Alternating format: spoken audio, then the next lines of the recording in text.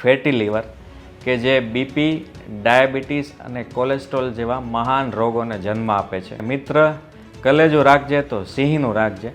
આપણે પાચન માટે સિંહના કલેજાનું ઉદાહરણ એટલે આપીએ છીએ કે વિશ્વમાં સૌથી શ્રેષ્ઠ પાચન શક્તિ સિંહની હોય છે. ગોળ ખાવો જોઈએ, ખાંડ ન ખાવી જોઈએ, ફ્રૂટ્સ તો ખાવા જોઈએ, ખાંડ ન ખાવી જોઈએ, ઘણું બધું માર્કેટમાં છે. તો ફ્રુક્ટોઝની શરીરમાં ડાયરેક્ટ કોઈ રિક્વાયરમેન્ટ નથી. આ ફ્રુક્ટોઝ એટલે સફેદ ખાંડ અને મોટાભાગના ગળ્યા ફ્રૂટ્સ. જો તમારી ઉંમર 40ની ઉપર છે તો સામાન્ય સોનોગ્રાફીથી પણ આઈડિયા આવી જાય છે કે મને ફેટી લીવર છે કે નહીં. ઉપાય કરીએ તો ખોરાકમાં દરદરો થોડો જાડો લોટ ખાવાનું ચાલુ રાખીએ. તેલ જે આપણા બાપ દાદાએ ખાધું છે, ખાસ કરીને સિંગ તેલનું, તલનું, એ પણ અનફિલ્ટર્ડ આપણા માટે બેસ્ટ છે. ખાસ કરીને જે લોકોને દારૂનું વ્યસન છે અને આલ્કોહોલિક ફેટી લીવર ડિસીઝ જેમને થયો છે એવા લોકોએ લીવરના સ્વાસ્થ્ય માટે જલ્દી ધ્યાન દેવું જોઈએ.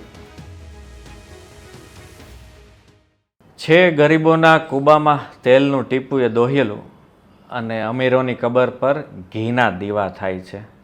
જી હા મિત્રો, મારે વાત કરવી છે ઘી અને તેલ પચાવતું આપણું ઓર્ગન લીવર, યકૃત, એની સાથે જોડાયેલો રોગ ફેટી લીવર કે જે બીપી, ડાયાબિટીસ અને કોલેસ્ટ્રોલ જેવા મહાન રોગોને જન્મ આપે છે. નમસ્કાર મિત્રો, ફરીથી તમારું સ્વાગત છે.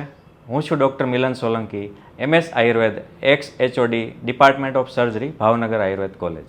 યકૃત, ય મતલબ મેન્ટેન કરવું, કૃત મતલબ પરફોર્મ કરવું. યકૃતનું કામ છે કાર્બોહાઈડ્રેટ, પ્રોટીન, ફેટ આ બધાને પચાવવાનું, એની દેખરેખ રાખવાનું, સામાન્ય રીતે મેટાબોલિઝમનું મેઇન કામ સંભાળવાનું. આ 1.5 કિલોનું યકૃત જ્યારે એના પર 500 ગ્રામ વધારાની ચરબીનું થર જામે છે ત્યારે મેં જે રોગ કીધા, બીપી, ડાયાબિટીસ અને કોલેસ્ટ્રોલ, એને આસાનીથી જન્મ આપે છે. 1980માં પહેલો કેસ ડિટેક્ટ થયો હતો ફેટી લીવરનો. ફેટી લીવરમાંથી અત્યારે આપણી પોપ્યુલેશનના 25%થી વધારે લોકોમાં આ રોગ જોવા મળે છે. છેલ્લા 10 વર્ષમાં હોસ્પિટલાઇઝેશન 10 ગણું વધી ગયું છે અને લીવર ટ્રાન્સપ્લાન્ટના કેસ પણ 2 ગણા વધી ગયા છે. આ ડેટા હું કહું છું એ 2024-25ના છે. આજકાલ એક ટ્રેન્ડ જોવા મળે છે, ખાસ કરીને જેનઝીમાં એક ગીત સંભળાય છે, એક કહેવત સંભળાય છે કે મિત્ર, કલેજું રાખજે તો સિંહનું રાખજે. આપણે પાચન માટે સિંહના કલેજાનું ઉદાહરણ એટલે આપીએ છીએ કે વિશ્વમાં સૌથી શ્રેષ્ઠ પાચન શક્તિ સિંહની હોય છે. લીવર જો નબળું પડે તો આપણું મોટિવેશન, આપણું કરેજ, આપણી હિંમત, શૌર્ય બધું ઢીલું પડી જાય છે. આ જ લીવર જ્યારે ઢીલું પડે તો મોટિવેશનલ સ્પીકરોને આપણે બધાને એકસાથે જ્યુસ કાઢીને આપીએ તો પણ એ જીવનમાં કામ કરતું નથી. મતલબ જીવનમાં આગળ વધવાનો મેઇન સોર્સ છે લીવર. તો એ બગડે છે કઈ રીતે? શા માટે આપણે ડાયાબિટીસ, બીપી, થાઇરોઇડ આસાનીથી આકર્ષીએ છીએ? પહેલું કારણ છે ગ્લુકોઝ અને ફ્રુક્ટોઝનું અનિયમિત સેવન. આપણે ગુજરાતી પ્રજા છીએ, આપણા જેટલી ગળી વસ્તુ મને નથી લાગતું દુનિયામાં કોઈ ખાતું હશે. ફ્રુક્ટોઝ અને ગ્લુકોઝ વિશે ઘણી બધી ગેરમાન્યતાઓ પ્રચલિત છે. ગોળ ખાવો જોઈએ, ખાંડ ન ખાવી જોઈએ, ફ્રૂટ્સ તો ખાવા જોઈએ, ખાંડ ન ખાવી જોઈએ, ઘણું બધું માર્કેટમાં છે. તો ફ્રુક્ટોઝની શરીરમાં ડાયરેક્ટ કોઈ રિક્વાયરમેન્ટ નથી. આ ફ્રુક્ટોઝ એટલે સફેદ ખાંડ અને મોટાભાગના ગળ્યા ફ્રૂટ્સ. આ ફ્રુક્ટોઝ જ્યારે આપણે શરીરમાં વધારે પ્રમાણમાં લઈએ છીએ ત્યારે લીવર એને ટ્રાયગ્લિસરાઇડમાં કન્વર્ટ કરે છે. આ એ જ ટ્રાયગ્લિસરાઇડ છે જે લિપિડ પ્રોફાઇલ નામના રિપોર્ટમાં આપણને વધારે બતાય તો ડૉક્ટર આસાનીથી આપણી ચરબી ઘટાડવાની દવા ચાલુ કરી દે છે. વાત કરીએ ગ્લુકોઝની. ગ્લુકોઝ માની લો આપણે ઓછો લઈએ છીએ તો શરીર આપણા સ્નાયુઓ, ચરબી એમાંથી લઈને શરીરની જરૂરિયાત પૂરી કરશે. વધારે પડતો ગ્લુકોઝ આપણે નાખતા જઈએ છીએ શરીરમાં ત્યારે ડી નોવો લિપોજિનેસિસ મતલબ વધારાની ચરબી આપણા શરીરમાં જમા થતી રહે છે અને સ્વરૂપ લે છે ફેટી લીવર. આ એ જ ફેટી લીવર છે જે આપણી આગળની બીમારીની શરૂઆત કરે છે. આયુર્વેદ તો એનાથી પણ આગળ કહે છે કે વધુ પડતો ગળ્યો ખોરાક, ડેરી પ્રોડક્ટ્સ, વધુ પડતો દળેલો ખોરાક, થોડા શબ્દો ભારે લાગે છે, દેશી ભાષામાં સમજીએ. મધુર ખોરાક ગુજરાતીઓને વધારે સમજાવવાની જરૂર નથી.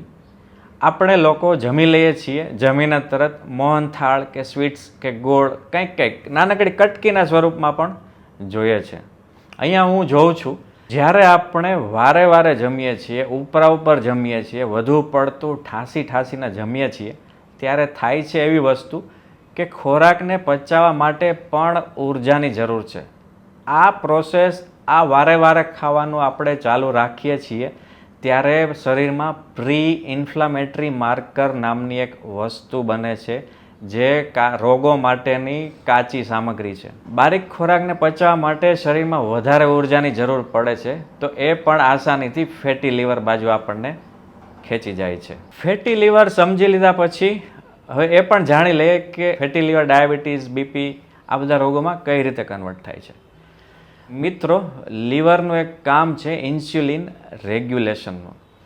જેટલો આપણે ગળ્યો ખોરાક વધારે લઈએ છીએ એટલી માત્રામાં ઇન્સ્યુલિન વધારે બને છે, અને આ જ વધેલું ઇન્સ્યુલિન એક માત્રા કરતાં વધતું જશે. અલ્ટિમેટલી આપણે ડાયાબિટીકમાં કન્વર્ટ થઈ જશું. ફેટી લીવરમાં જે લીવર ઉપર ફેટ જમા થાય છે 500 ગ્રામ કે તેનાથી વધુ, આ જ ફેટ લોહીની નળીઓમાં જ્યારે સર્ક્યુલેટ થવાનું ચાલુ થશે, એ ડિસ્લિપિડેમિયા, લોહીની નળીઓ વચ્ચે ચરબી જામવાનું શરૂ થશે, ત્યારે એ કન્વર્ટ કરશે બીપીમાં, બ્લડ પ્રેશરમાં. તો હવે આમાંથી બચવું કઈ રીતે, આમાંથી બહાર કઈ રીતે આવવું, ચાલો સમજીએ. મિત્રો, લીવર એ ખાલી પાચન નથી જોતું. આયુર્વેદમાં કીધું છે કે અગ્નિ મતલબ ડાયજેસ્ટિવ ફાયર આપણા શરીરનું બલ, વર્ણ, આયુ, તેજ, આપણે કેટલું જીવવાના છીએ, કેવું જીવવાના છીએ, એ બધું આપણી અગ્નિ જ નક્કી કરે છે, આપણું લીવર નક્કી કરે છે.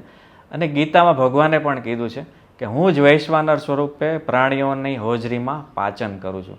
તો શા માટે આપણે મનુષ્ય થઈને પ્રાણીઓની જેમ જમવું જોઈએ? ઘર મેળે થાય એવા ઉપાય જોઈ લે. ફેટી લીવરને કઈ રીતે અટકાવી શકીએ. ફેટી લીવર ડાયગ્નોસ આપણે જાતે કદાચ ન પણ કરી શકીએ. જો તમારી ઉંમર 40ની ઉપર છે તો સામાન્ય સોનોગ્રાફીથી પણ આઈડિયા આવી જાય છે કે મને ફેટી લીવર છે કે નહીં. સૌથી પહેલો ઉપાય કરીએ તો ખોરાકમાં દરદરો થોડો જાડો લોટ ખાવાનું ચાલુ રાખીએ. જો આપણને ખૂબ સ્વીટ ખાવાની આદત છે, વારે વારે ગળ્યું ખાવાની ટેવ છે, તો આપણે એને દલિયાની લાપસીમાં પણ કન્વર્ટ કરી શકીએ અને એનું પ્રમાણ આપણે જે સ્વીટ ખાઈએ છીએ એનાથી અડધું રાખી શકીએ. અત્યારે આખી દુનિયા પ્લાન્ટ બેઝડ ડાયટ પાછળ પડી છે. મિત્રો, આયુર્વેદની દવાઓ પણ 90% ઉપરની પ્લાન્ટ બેઝ છે. લોકો શું કામ પ્લાન્ટ બેઝ મેડિસિન પાછળ પડ્યા છે? સાદું એક ઉદાહરણ છે કે હાથી દુનિયાનું સૌથી મોટું વેજીટેરિયન પ્રાણી છે. બધાય પ્રાણીઓ કરતાં એની શક્તિ વધારે છે.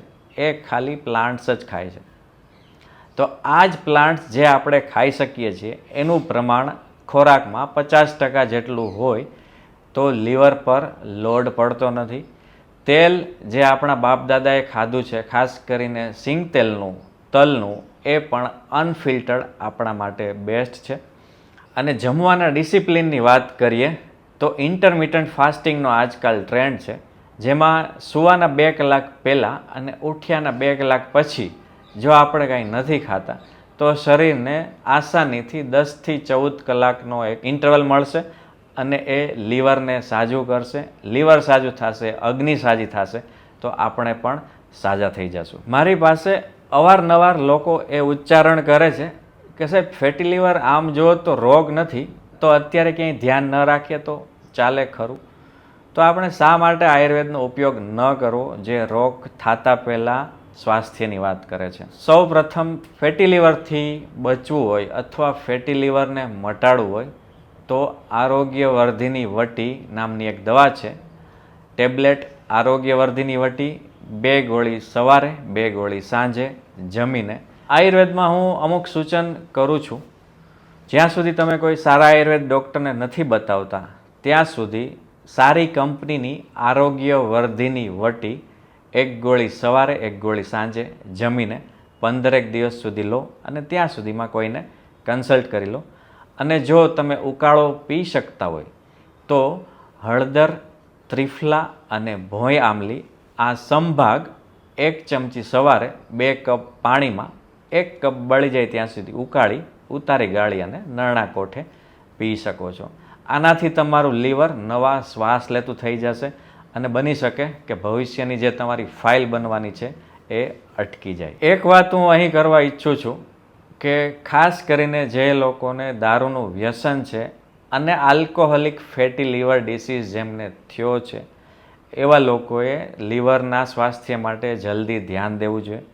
કારણ કે નોન આલ્કોહોલિક ફેટી લીવર કરતાં આલ્કોહોલિક ફેટી લીવર જલ્દીથી સિરોસિસ બાજુ કન્વર્ટ થાય છે, મતલબ લીવરના કેન્સર બાજુ ઝડપથી જઈ શકે છે. તો તમારા આસપાસ કે મિત્ર વર્તુળમાં કોઈ એવું જણાય કે દારૂનું સેવન વ્યક્તિ વધારે કરે છે તો લીવરના સ્વાસ્થ્ય પર ખાસ ધ્યાન આપવું જોઈએ. મિત્રો, આજે અગ્નિની વાત કરી લીવરની, સળગતા લીવરના પ્રશ્ન, ફેટી લીવરની. તમે અમારી ટીમનો કોન્ટેક્ટ કરી શકો છો. રૂબરૂ બતાવવા આવવું હોય તો રાજકોટ મારી હોસ્પિટલે પણ આવી શકો છો. વ્યસ્તતાને કારણે ક્યારેક તમારો ફોન ના ઉપડી શકે તો ક્ષમા યાચના. ફરીથી આવા બીજા ટોપિક સાથે મળશું આપણે. જય ધન્વંતરી, જય આયુર્વેદ.